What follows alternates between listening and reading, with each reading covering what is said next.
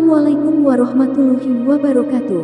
Allahumma sholli ala Sayyidina Muhammad wa ala ali Sayyidina Muhammad.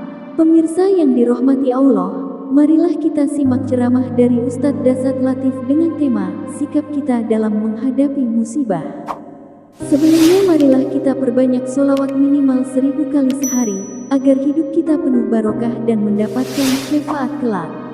Jangan lupa berikan dukungan kepada channel kami dengan memberikan super thanks seikhlasnya. Marilah kita doakan semoga Ustadz Dasat Latif sekeluarga dan para penonton YouTube ini diberikan kesehatan dan diberikan kebahagiaan dunia dan akhirat. Amin ya robbal alamin. Assalamualaikum warahmatullahi wabarakatuh. Alhamdulillahi rabbil alamin. Wabihi nasta'inu ala umuri dunya waddin. Ashhadu an la ilaha illallah wa ashhadu anna Muhammadan abduhu wa rasuluh. Allahumma salli ala Sayyidina Muhammad wa ala alihi wa sahbihi ajma'in. Amma ba'd. Ma'asyiral muslimin muslimat, pendengar suara Selebes yang insya Allah dimuliakan dan dirahmati oleh Allah subhanahu wa ta'ala.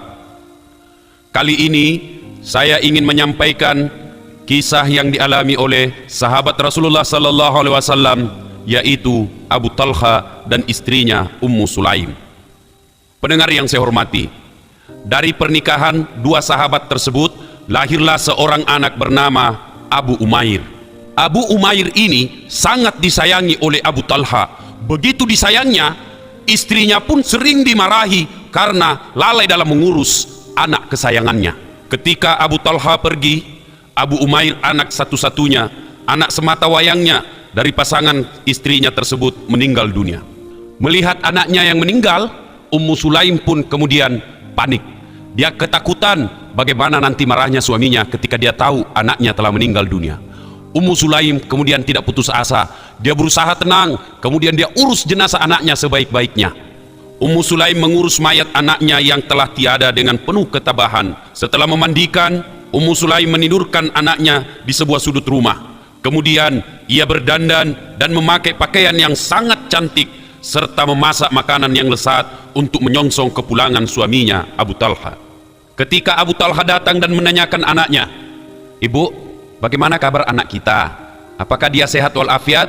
Istrinya pun kemudian menjawab, "Anak kita sedang istirahat." Sambutan Ummu Sulaim yang begitu menyenangkan membuat Abu Talha tidak lagi merasa lelah dan tidak ada lagi pikiran yang mengganggunya. Dia pun dapat menikmati makanan lezat yang dihidangkan oleh sang istri tercinta. Ummu Sulaim kemudian berkata, "Wahai Abu Talha suamiku, bagaimana pendapatmu jika ada orang yang menitipkan sesuatu kepada seseorang temannya? Namun ketika orang itu meminta kembali barangnya, temannya malah marah." Abu Talha kemudian berkata, "Tidak boleh bertindak demikian dong. Yang namanya barang pinjaman bukan hak milik kita. Itu hanya titipan dan pinjaman, harus dikembalikan kepada pemilik sebenarnya." "Suamiku Abu Talha tercinta, betulkah engkau meyakini apa yang engkau katakan tersebut?" "Iya, saya sangat meyakini hal itu. Amanah itu harus dikembalikan kepada pemilik amanah." Istrinya kemudian berkata, "Suamiku, sekarang Allah telah mengambil kembali anak yang kita cintai. Anak yang kita cintai ini adalah amanah dan titipan dari Allah subhanahu wa ta'ala, dan sekarang telah berpulang kepada sang penitip." Setelah mendengar perkataan istrinya yang begitu bermakna, Abu Talha pun sadar dan rida akan qada atau ketentuan Allah. Dengan penuh ikhlas, Abu Talha berucap, "Inna lillahi wa inna ilaihi raji'un." Kami semua milik Allah dan kami semua akan kembali kepadanya. Pendengar yang saya hormati, kisah ini sangat menarik untuk menjadi pelajaran buat kita. Ummu Sulaim dengan penuh strategi yang sangat bijaksana menyampaikan kematian anaknya kepada suaminya dengan cara yang sangat bijaksana, sehingga suaminya pun akhirnya menerima takdir Allah dengan lapang dada. Coba beda kalau kita tidak ada strategi, datang suami tak capek dari kantor langsung dikasih tahu, "Woi Pak, mati anakmu." Pasti suami tak langsung marah-marah, mengamuk dan melempar kiri kanan. Pendengar yang saya muliakan, Abu Talha kemudian pergi menemui Rasulullah sallallahu alaihi wasallam. Setelah bertemu, ia bercerita tentang musibah yang menimpa keluarganya. Lalu Rasulullah sallallahu alaihi wasallam mendoakan Abu Talha dan Ummu Sulaim agar Allah memberkahi mereka berdua. Doa Rasulullah sallallahu alaihi wasallam kemudian dikabulkan oleh Allah Subhanahu wa taala.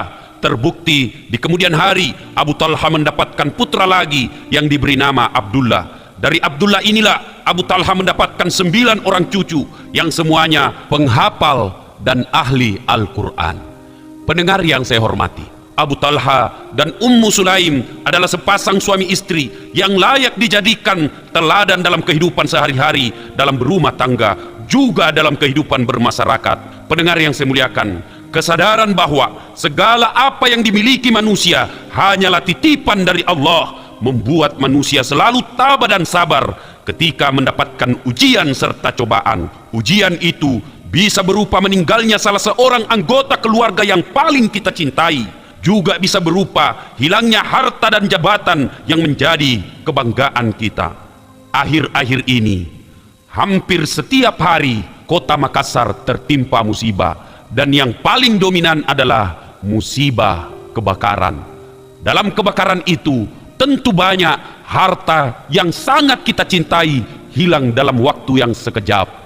Jika orang beriman dan punya mental sikap seperti Abu Talha dan istrinya, insya Allah kita akan menjadi manusia yang tabah dan ikhlas dalam menerima segala ketentuan yang telah digariskan dalam hidup ini. Pendengar yang saya muliakan, Allah Subhanahu wa taala telah menegaskan dalam Al-Quran, sungguh akan kami berikan cobaan kepadamu dengan sedikit ketakutan, kelaparan, kekurangan harta, jiwa, dan buah-buahan. Dan berikanlah berita gembira kepada mereka yang sabar, yaitu alladzina idza adzabathum musibah qalu inna lillahi wa inna ilaihi rajiun.